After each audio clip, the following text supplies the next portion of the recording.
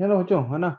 तो प्रिज्म के जो रिफ्रैक्टिंग सरफेसेस है they are not parallel to each other. मतलब मान लो प्रिज्म का अभी ये एक रिफ्रैक्टिंग सरफेस है, this is one refracting surface, this is one refracting surface, ये एक रिफ्रैक्टिंग सरफेस है, ये और एक रिफ्रैक्टिंग सरफेस है, this is there was one refracting surface 1, then there is the next refracting surface, this is refracting surface 2. Obviously they are not parallel to each other, है ना। Now the next quantity that we are interested in is angle of prism। जो अगला quantity है जिसमें that we are going to discuss about is angle of prism। So basically what is angle of prism?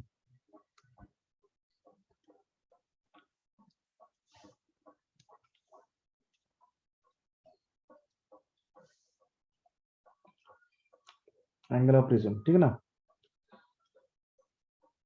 The angle between the faces on which light is incident।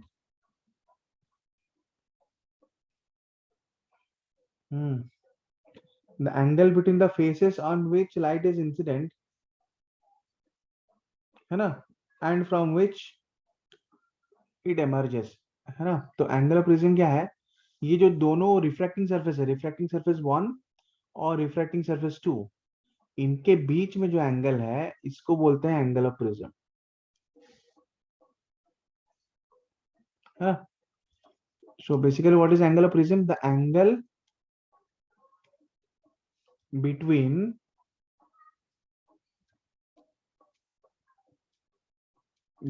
the faces on which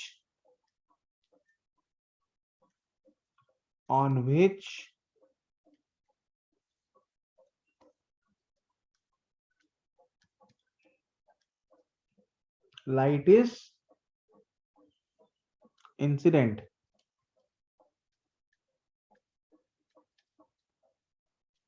and from which it emerges, on which light is incident and on which and from which it emerges is called angle of prism। समझ में आया बच्चों? Is that clear? Next comes angle of deviation।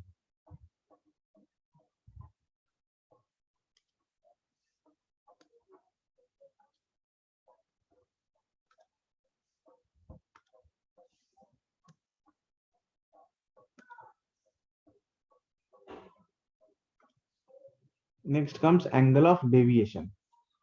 अच्छा, what is angle of deviation?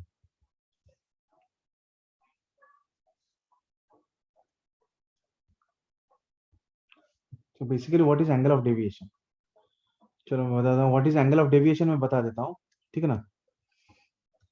Angle of deviation is something like this कि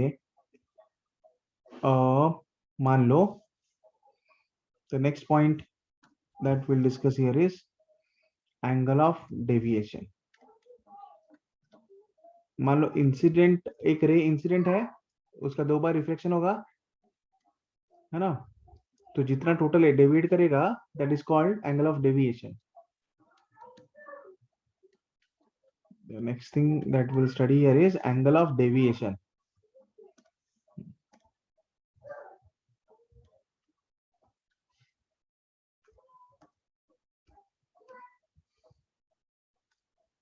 ठीक है ना बच्चों?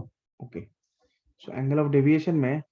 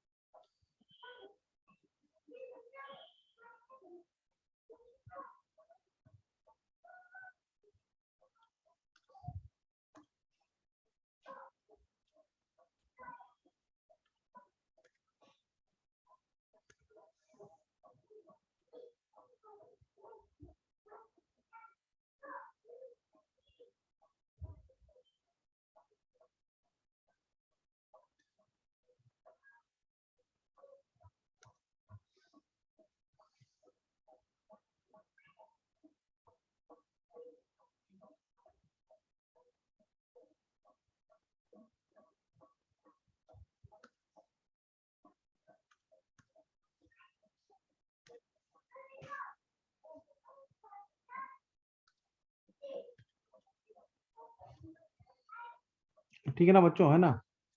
ये जो पहला रे है इसको बोलते हैं इंसिडेंट रे। ये जो पहला रे है दिस इज इंसिडेंट रे।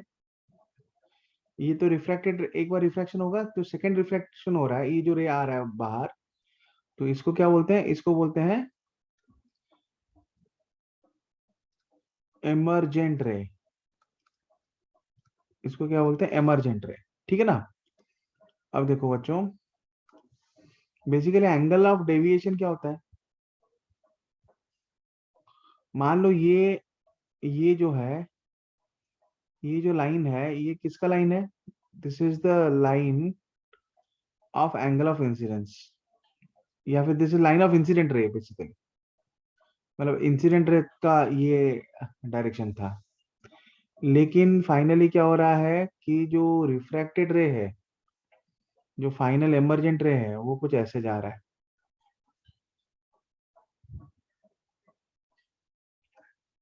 है ना। तो the angle between incident and emergent ray is called angle of deviation. समझ में आ रहा है बच्चों, है ना। ये जो एंगल है, this angle delta is called angle of deviation. समझ में आ रहा है ना बच्चों, ठीक है। So what is angle of deviation, ठीक है ना। तो बेसिकली यहाँ पे delta is angle of deviation, delta is called angle of deviation, है ना। तो डेल्टा को हम क्या बोल रहे हैं, डेल्टा को हम बोल सकते हैं this is angle of deviation. तो एंगल बिटवीन एमर्जेंट रे एंड रिफ्रैक्टेड रे, ठीक है ना। So that is basically angle between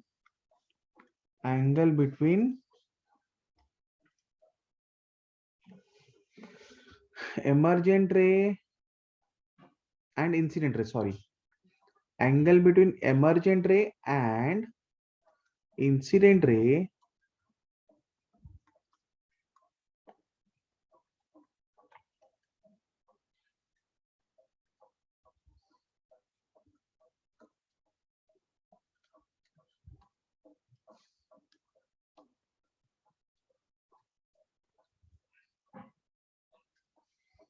is called angle of deviation। समझ में आ रहा है ना, ठीक है। Angle between incident ray and refracted रे is called angle of deviation. ठीक है ना बच्चों। तो बेसिकली मान लो ये ये पॉइंट एन है ना। ये पॉइंट मान लो एन डैश है, ठीक है ना। तो ये लोग मिल रहे हैं यहाँ पे पी में, ठीक है। तो बेसिकली इंसिडेंट रे ऐसे जा रहा था अलोंग एनपी, तो ये थोड़ा डेविएट हुआ, रिफ्रैक्ट होने के बाद थोड़ा डेविएट हुआ, फिर अभी ऐसे जा रहा है, फिर से है ना सेकेंड सरफेस पे रिफ्लेक्ट हुआ, फिर से सेकेंड सरफेस रिफ्लेक्ट हुआ, उसके बाद है ना एमर्ज किया ऐसे, तो ऐसे जा रहा है, ठीक है ना। तो ये जो इनिशियल रे और final ray, initial ray is incident ray on the prism, final ray coming out of the prism is called emergent ray. तो ये इनिशियल रे और फाइनल रे के बीच में जो एंगल बनता है ना, that is called angle of deviation. मतलब इंसिडेंट रे ऐसे जा रहा था और इतना एंगल डेविएट कर गया, ठीक है ना। So that is called angle of deviation, ठीक है। So basically what is angle of deviation हम कैसे निकालेंगे, ठीक है। देखो, जैसे कि पहले तो हम लोग नॉर्मल बनाते हैं, तो first of all we should make normal, है ना बच्चों। तो सबसे पहले यहाँ पे ना जो नॉर्मल है वो नॉर्मल बनाते हैं, ये 90 डिग्रीज पहले।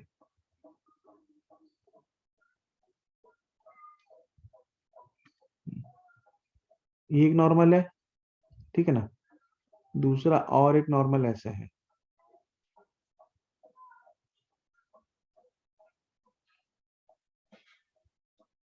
ठीक है बच्चों।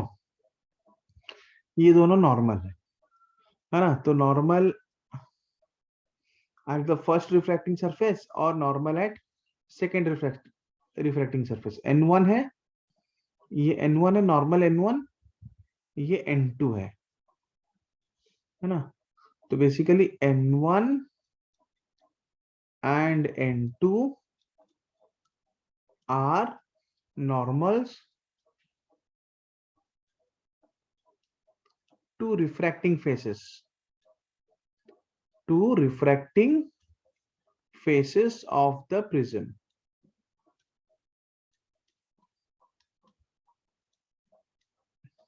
समझ में ना बच्चों? ठीक है, तो मान लो यहाँ पे इंसिडेंट रे, इंसिडेंट एंगल मतलब फेस 1 पर पे इंसिडेंट एंगल आई है ना? तो बेसिकली ये नॉर्मल है, ये तो नॉर्मल है ना?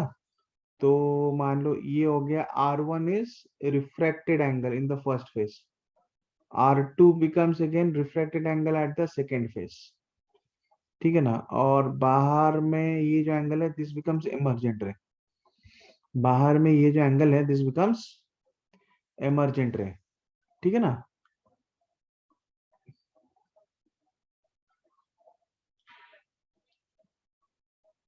समझ में आया ना बच्चों? Is that clear? है ना? तो इसको I take it to the next page, है ना? यहाँ पे मैंने यूज कर लिया बच्चों, ठीक है ना? तो यहाँ पे क्या हो रहा है, मान लो ये जो पॉइंट है, ये जो पॉइंट है इसको मैं Q ले रहा हूँ, ठीक है ना बच्चों? ठीक है, सो आई कैन से दैट, है ना, अगर ये पॉइंट A है ना, so I can say that in quadrilateral, in quadrilateral, ये जो क्वाड्रिलेटरल है, कौन सा क्वाड्रिलेटरल? ध्यान से नोट करो, A N Q N dash, in quadrilateral, है ना, A N Q N dash,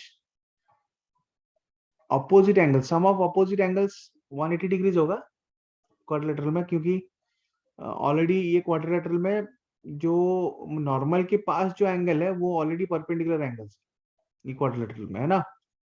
तो बेसिकली हम मैं ये बोल सकता हूं angle A plus angle N Q N dash is equal to 180 degrees. समझ में आया बच्चों, है ना? तो मान लो ये मेरा रिलेशन 1 है।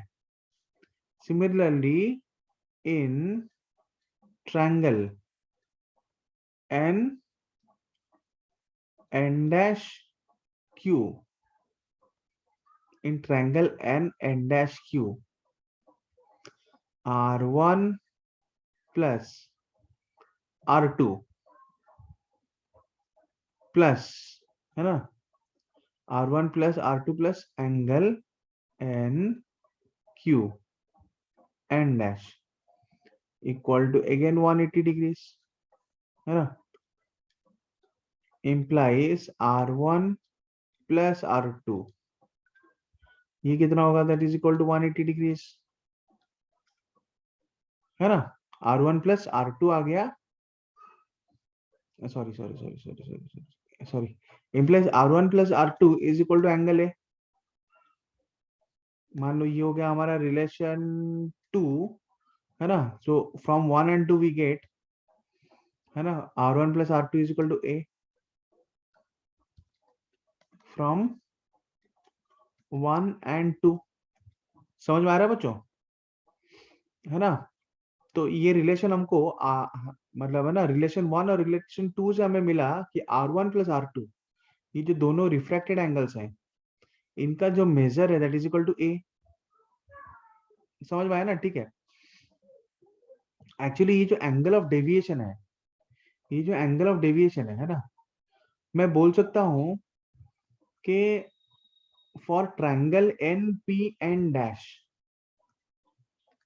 For triangle N P N dash, ठीक है ना, ये जो ट्रायंगल है बच्चों, समझ में आ रहा है ना सबको? बच्चों सबको समझ में आ रहा है?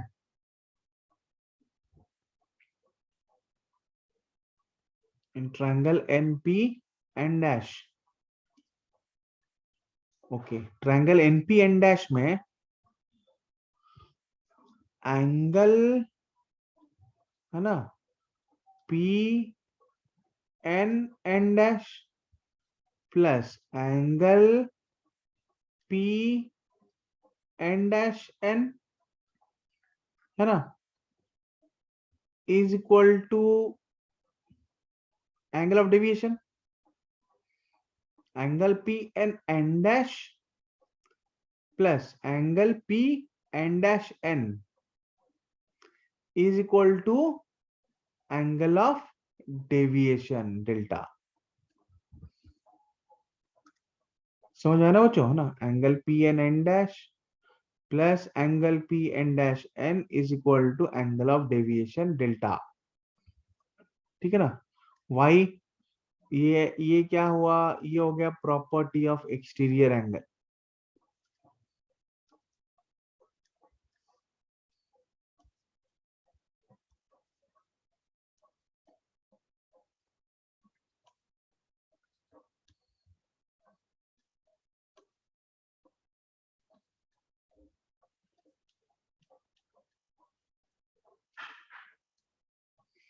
है ना।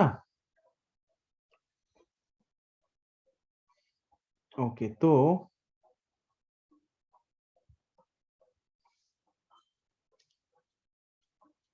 implies I can say that, है ना,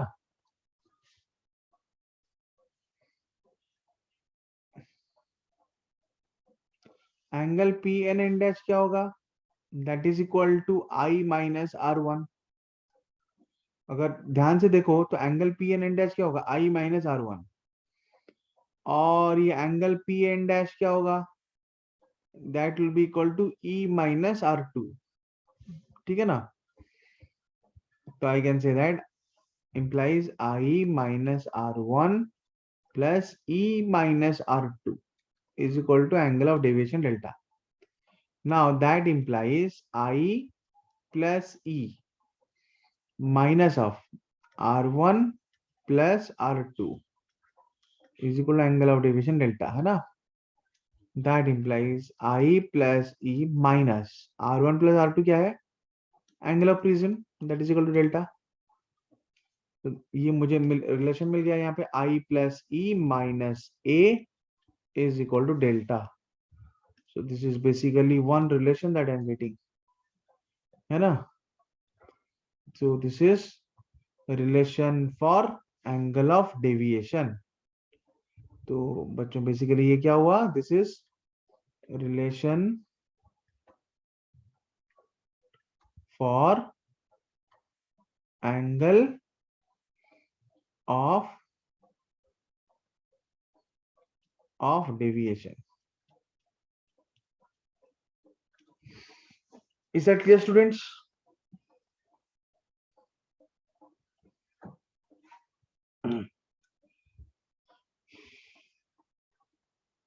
है ना, इज दैट क्लियर बच्चों, है ना। ओके, नेक्स्ट अभी हम पढ़ेंगे कंडीशन ऑफ नो इमरजेंस। अभी हम क्या पढ़ेंगे, now we are going to study. इतना सबको समझ में आ गया एंगल ऑफ डेविएशन का रिलेशन, है ना, angle of, hopefully angle of deviation का रिलेशन सबको समझ में आ गया, है ना। The next thing that we are going to study is condition of no emergence, which is a very important part, है ना, condition of no emergence.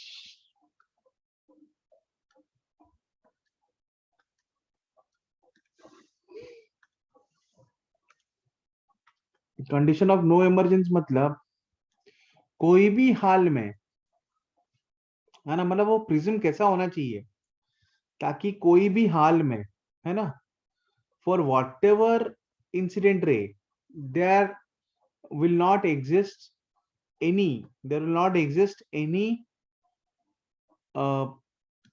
emergent ray, है ना, means at any cost emergent ray will not exist,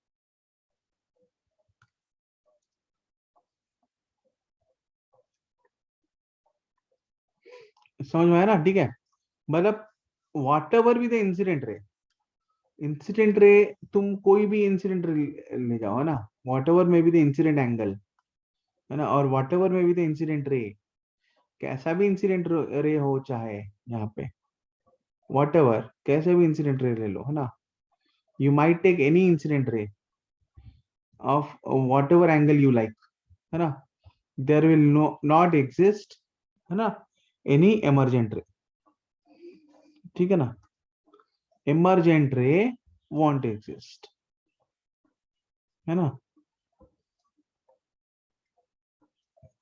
है ना, condition of no emergence का मतलब है ना, basically no emergent ray will exist, no emergent ray will exist for any incident ray, है ना,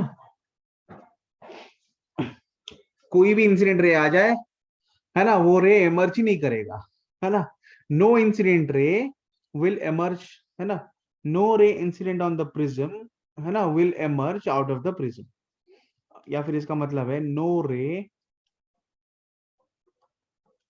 इंसिडेंट ऑन द प्रिज्म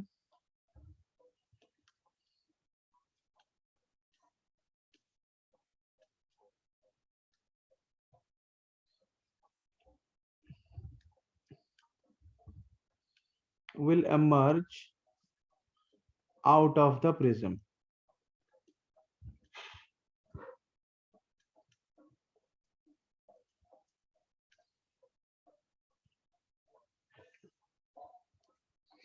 ठीक है ना बच्चों, लिखा, रिटन,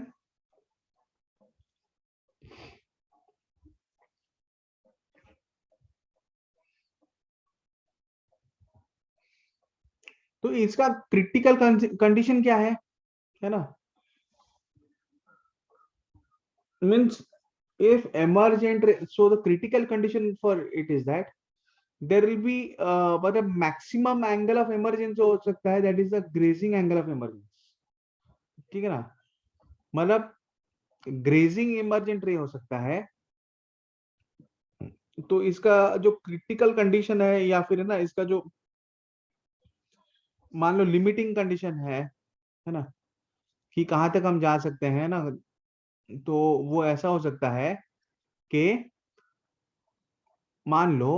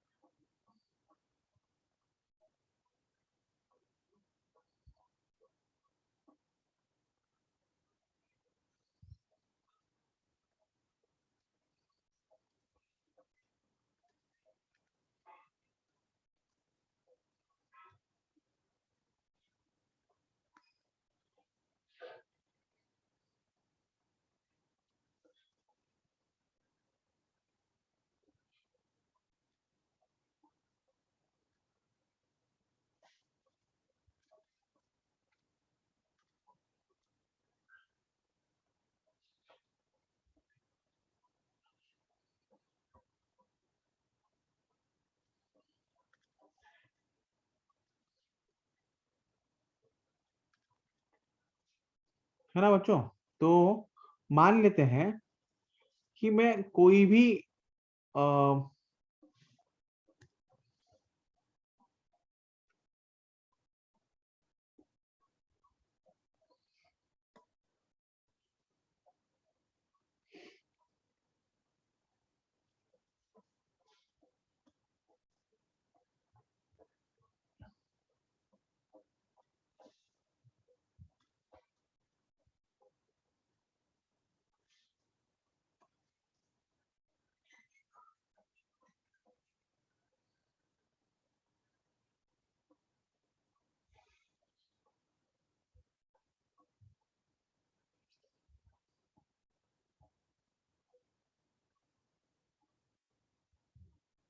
मैं कोई भी है ना, आई माइट टेक एनी रे, तो मैक्सिमम टू मैक्सिमम क्या होगा, है ना, रे, जो रेज है ना, या तो वो,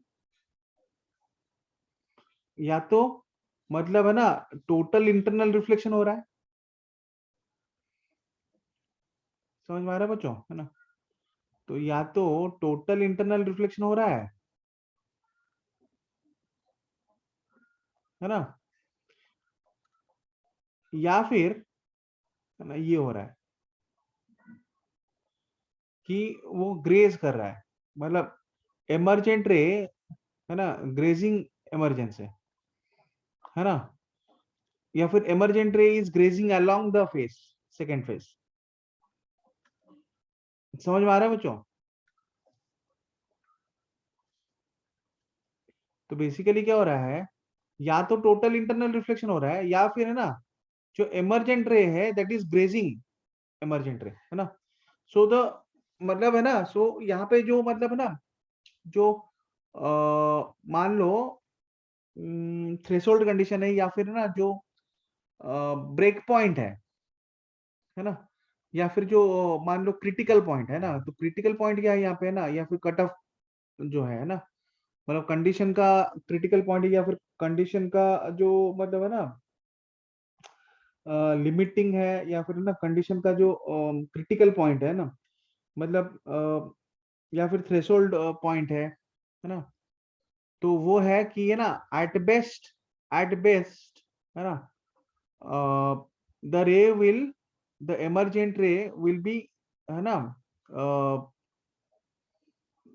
grazing emergence will be of, है ना, the emergence will be grazing emergence, है ना, और the emergent ray will be grazing emergent ray, है ना।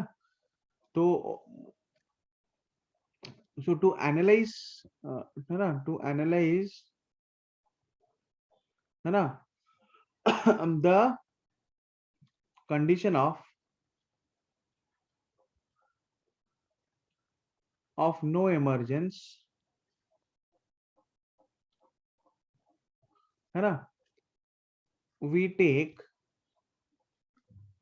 the limiting condition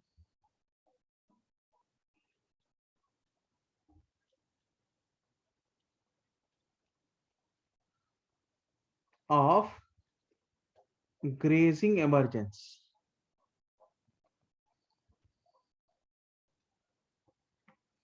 we take the limiting condition of grazing emergence, है ना। ग्रेजिंग एमरजेंस का मतलब क्या है, what is the meaning of grazing emergence?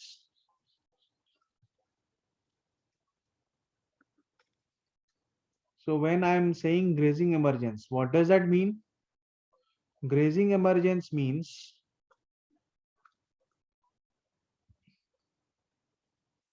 when I am saying grazing emergence, इसका मतलब क्या होता है, grazing emergence means the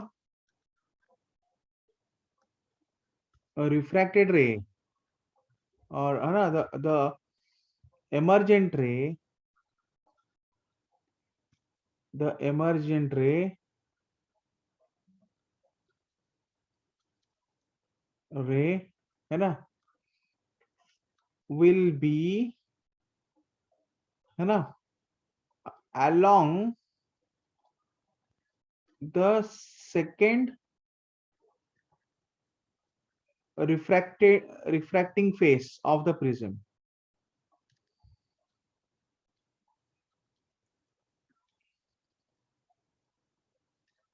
it will be along the second refracting face of the prism, समझ में आया ना बच्चों। तो ये है grazing angle of emergence, grazing emergence.